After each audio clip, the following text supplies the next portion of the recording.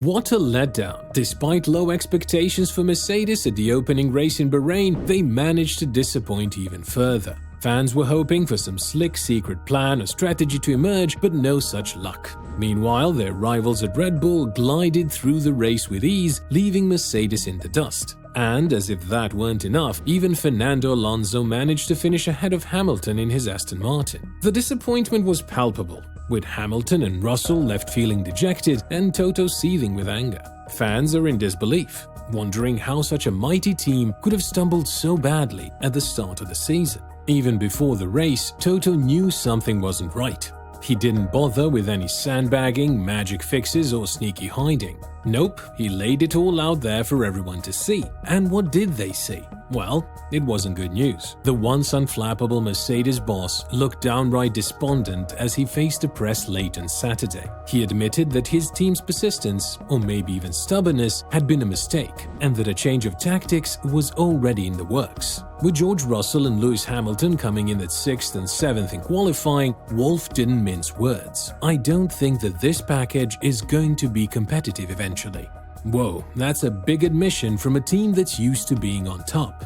"We gave it our best go over the winter, and now we all just need to regroup, sit down with the engineers, be totally non-dogmatic, and ask what is the development direction we want to pursue in order to be able to win races." The dust has settled on the first race of the Formula One season, and the results are in. And they're not pretty for Mercedes. Nope, they're firmly in 4th place, with Red Bull lapping them by a second and taking an easy 1-2 finish. But it's not just Red Bull who are leaving Mercedes in the dust. Aston Martin have surged forward and are now in contention, with Fernando Alonso even taking a spot on the podium. And get this, Aston Martin's engine, gearbox and rear suspension are all supplied by Mercedes. Yikes, that's gotta sting for the Silver Arrows. Toto Wolff tried to save face, calling Aston's AMR23 car radical and praising their hard work. But let's be real, there's a sense of embarrassment lurking beneath his words. The good news for us is there is a lot of Mercedes in there, so we know exactly where to pinpoint it. Aston Martin's car is like a Frankenstein's monster of influences. Half Mercedes, half Red Bull. They've even hired a former Red Bull aerodynamicist, Dan Fallows, to bring their leading-edge philosophy to the team. And it's working. Their car looks eerily similar to Adrian Newey's Red Bull masterpiece, so much so that Sergio Perez joked that there were 3 Red Bulls on the podium. Ouch, that's gotta hurt for Mercedes. They're left scratching their heads, wondering where to go from here. Just a few days ago, Hamilton was scoffing at the idea of a Plan B car, given the cost cap set for this year at a whopping £111 million. But now Toto Wolff is proposing exactly that. Talk about throwing down the gauntlet. Mercedes' engineers must be reeling from this latest development. Well, it seems like Mercedes is in a right pickle and there's no holiday in sight for the team. Toto Wolff has acknowledged the team's mistake and now they're in need of a radical change to salvage their season. But can they really pull off such a feat? According to technical director Mike Elliott, a new side pod project is already in the works. But how long will it take to bring it to fruition? A mere upgrade to the current car for Imola won't cut it, says Wolff. It needs to be more radical than that. So, when can we expect to see this Plan B car? The cancellation of the Chinese Grand Prix has opened up a 4-week gap in April, so maybe we'll see it in action at race 4 in Baku. But that's a high-speed street circuit where maximum downforce is paramount and the first of 6 sprint weekends this season. Is it too soon for Mercedes to unveil their new machine? Heads will be bashed at Mercedes HQ in Brackley over the next fortnight ahead of Saudi, as Hamilton, Russell and Wolff have all lost patience with the current Zero Pod. Russell even went as far as to say that Red Bull should win every Grand Prix this year, which doesn't bode well for the defending champions.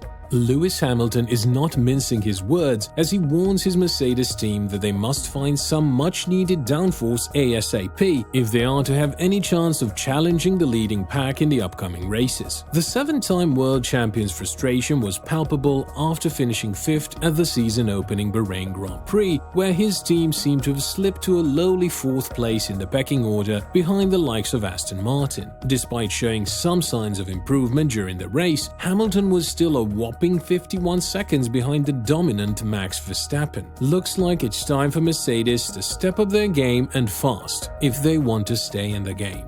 Lewis Hamilton, the 7-time world champion, has issued a stern warning to Mercedes, urging them to find more downforce ASAP if they are to have any chance of challenging the frontrunners this season. Hamilton had a lackluster season opener, finishing in 5th place. Mercedes seemed to have fallen to 4th place in the pecking order behind Aston Martin, who have made significant progress during the winter break. While Mercedes seemed to be on par with Ferrari during the race, they were still considerably slower than the Italians during qualifying, highlighting the team's need for improvement. Hamilton acknowledged the team's lack of downforce and stressed the need to push massively to get into podium contention.